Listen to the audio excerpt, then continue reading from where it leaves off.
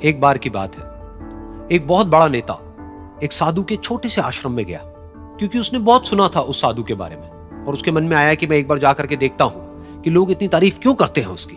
तो जब वो उस आश्रम में गया तो वहां पर एक छोटा सा कमरा था जहां पर एक कालीन बिछा हुआ था। वहां पर कुछ लोग बैठे हुए थे नीचे और साधु जी सामने बैठे हुए थे। कुछ सवाल जवाब चल रहा था। तो जैसे ही वो अंदर गया, वो अकेला नहीं था, उसके साथ में 4 बॉडीगार्ड्स भी थे और उसको ये आदत थी कि जहां पर भी वो जाता था लोग अपनी जगह से खड़े हो जाते थे, उसकी तरफ देखते थे, हाथ जोड़ते थे, अपना सर झुकाते थे।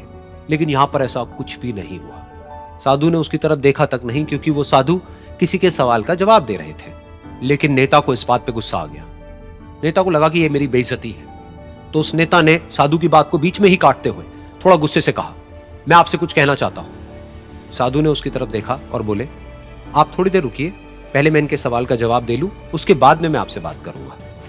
तब तक अगर आप चाहें तो आप बैठ सकते हैं। बस साधु का इतना कहने की देर थी। नेता का चेहरा गुस्से से लाल हो गया और फिर उसने अपना सारा गुस्सा उस साधु के ऊपर निकाल दिया।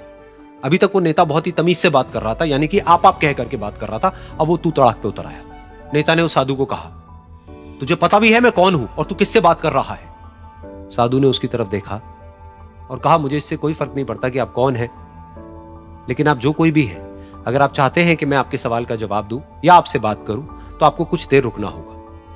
और साधु के ये कहते ही नेता गुस्से से पागल हो गया और वहीं सबके सामने चीखने चिल्लाने लग गया, अब मैं तुझे तेरी असली औकात दिखाऊंगा। तूने मुझसे पंगा लेकर के ठीक नहीं किया है। तुझे पता भी है मैं तेरे बारे में क्या सोचता हूं। साधु ने फिर से उसकी तरफ देखा और बड़े ही प्रेम से कहा कि मुझे इससे कोई फर्क नहीं पड़ता है कि आप मेरे बारे में क्या सोचते हैं। आप जो चाहे वो मेरे बारे में सोच सकते हैं। फिर उस नेता ने बोला कि तू चाहे सुनना चाहता है या नहीं, लेकिन मैं तुझे बताऊंगा यही सबके सामने कि मैं तेरे बारे में क्या सोचता हूं। तू एक बहुत ही घटिया इंसान है।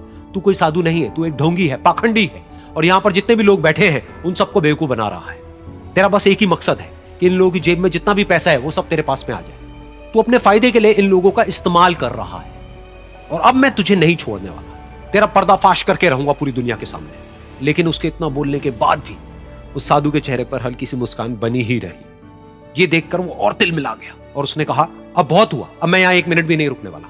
लेकिन अभी भी तेरे पास में मौका है। अगर मुझसे माफी मांगनी है या मुझसे कुछ कहना है तो कह सकता है। इतना सब होने के बाद भी साधु बिल्कुल शांत था और उनके चेहरे पर एक मुस्कान थी।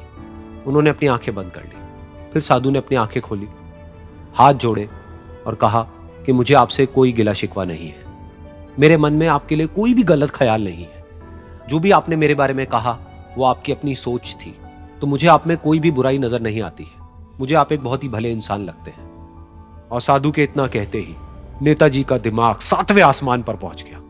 उनके चेहरे पर एक अजीब सी खुशी थी, क्योंकि उस साधु ने वो ही कहा जो बाकी सब लोग उस नेता को कहते हैं।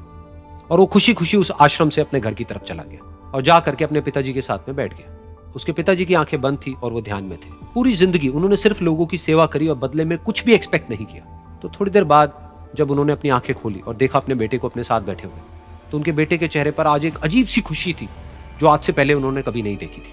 फिर उसने एक एक करके सब कुछ बताया कि आज क्या हुआ, किस तरह से वो आश्रम गया, वहां पर क्या हुआ, उसने क्या कहा, उन्होंने क्या कहा। तो जब इसके पिताजी ने पूरी बात सुनी तो थोड़ा सा मुस्कुराए और अपने बेटे को देख करके बोले कि उन्होंने तुम्हारी तारीफ नहीं करी है, क्योंकि उन्होंने वो नहीं कहा कि जो तुम हो, उन्होंने वो कहा कि जो वो खुद है।